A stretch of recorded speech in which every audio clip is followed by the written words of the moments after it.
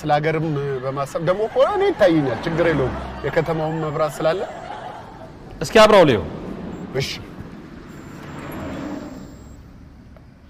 በራ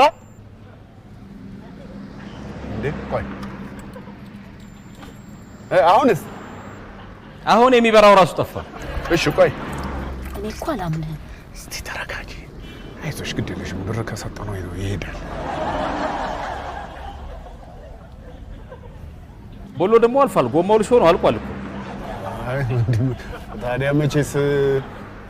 ጎማ ሳይልቅ አይቀየር ደሞ እኮ አሁን በቅርብ እኮ ነው የቀየርኩት የሳምንታት እድሜ ቢኖረው ነው የሳምንታት አንድ ሁለት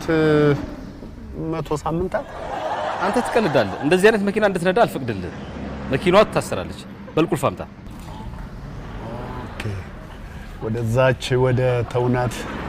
ወደ ጉቦ ሐሳብ ልንመለስ